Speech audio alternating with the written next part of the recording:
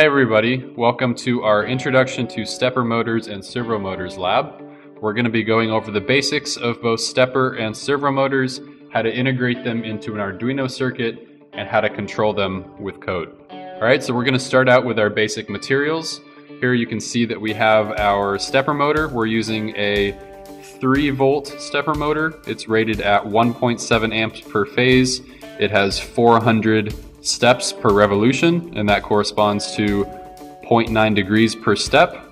There are two major types of stepper motors. There are unipolar and bipolar. We're using a bipolar stepper motor.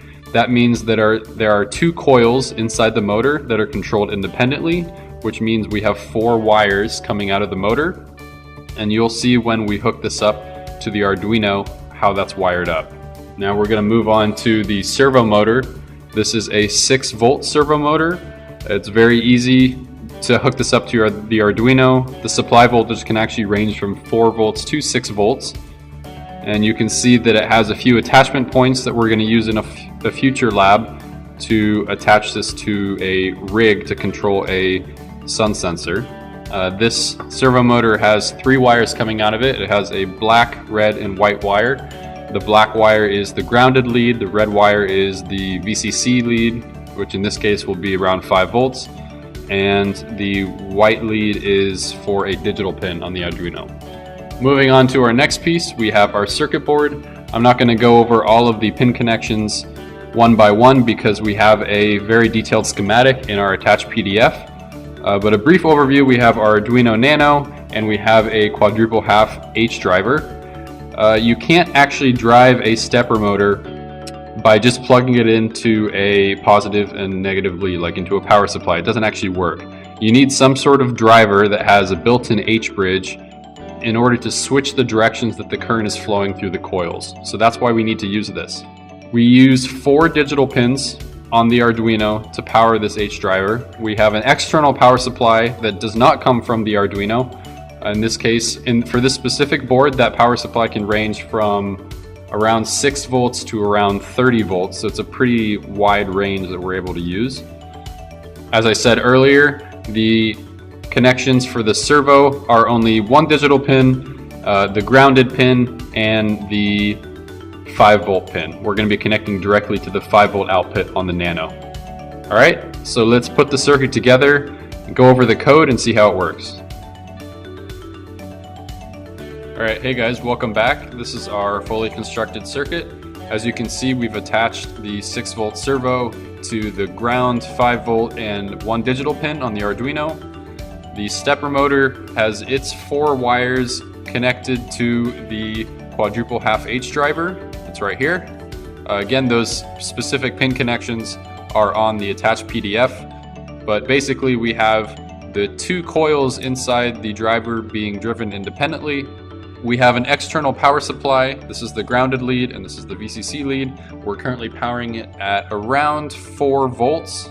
Now let's go take a look at the code to see how to make this work. Alright, hey guys, so we're going to go over the Arduino code that is going to make it possible for us to move both the servo motor and the stepper motor. It's pretty short, as you can see. We're going to start out by including libraries for servo and stepper motors. You can download these libraries off of the Arduino website. They're literally just called servo and stepper. Now you can see down here that we initialize these. We're calling our servo my servo and we're calling our stepper my stepper. Now for the stepper, you have to say how many steps per revolution there is for that stepper motor. For our specific stepper motor, there's 400. If you spend a few minutes online looking for stepper motors to buy, you may see that there's a pretty large variety on how many steps per revolution there are that can range anywhere from 20 to maybe up to the thousands. So you're going to put how many steps per revolution there is and then what digital pins you're attaching it to on the Arduino. So we're using D8, D9, D10, and D11. So you can see this pretty simple to initialize your servo and stepper motors. In our setup function, you need to attach your servo to a digital pin. We're going to be using digital pin number 3. And we're also going to set the speed for our stepper motor. You're going to pass an integer into this function, and that is in terms of RPM. So we're saying that we want our stepper motor to move at 5 RPM. If you set this at too high, you may see that the stepper motor starts skipping. Let's say if you set it to 100 RPM, stepper motors aren't necessarily made or built to run at high speeds. For that, you're going to use a brushless motor. Try to keep this around maybe 5 or 10 RPM. Now in our loop function, we're going to be showing you how to move both the stepper motor and the servo motor inside the same loop. So we're going to start out by stepping the stepper motor 100 steps. Now this function, you say myStepper.step and then how many steps you want to rotate. Now if you want to rotate one direction, you can say step 100 steps. If you want to rotate in the opposite direction, you can change that to -100. We're going to have a short delay, and then we're going to write our servo to a certain position. Now the argument for this function is a position, not how many steps you want it to rotate. So we're going to tell the servo that we want to go to an angle of 0 degrees. Now we're going to have a 1-second pause to allow the servo to get to that location, because as soon as you write that command, the Arduino will go to the next line of code before it actually reaches that position. So we're going to wait for 1 second until it gets to that position. Now we're going to tell it to go to 180 degrees and then wait for an additional second in order for it to get to that location. Then we're going to write it back to 0 degrees and it'll basically end up where it started. As I said before, you can change the 100 to a -100. So we're going to go back to our original position when the code started by telling it to step 100 steps in the opposite direction. Now remember, our stepper motor has 400 steps per revolution, so telling it to go 100 steps is basically telling it to go 1/4 of 1 revolution. All right, so this loop is going to go over and over again. So basically we're going to see our stepper going from an original position to 100 steps and then back again. And then we're going to be seeing our servo going from 0 degrees to 180 degrees and back again. All right, so let's go see this in action. All right, guys, so you can see our circuit in action now.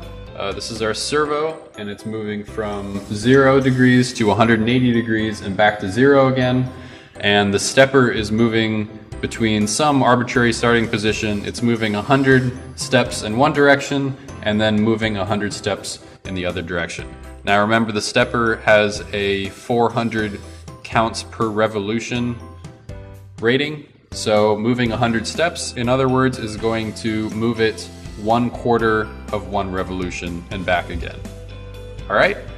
If you'd like to experiment a little bit more with servos and stepper motors, check out our sun tracker in our attitude, determination, and control section and see how we use both of those motors to control the orientation of an object. All right, see you next time.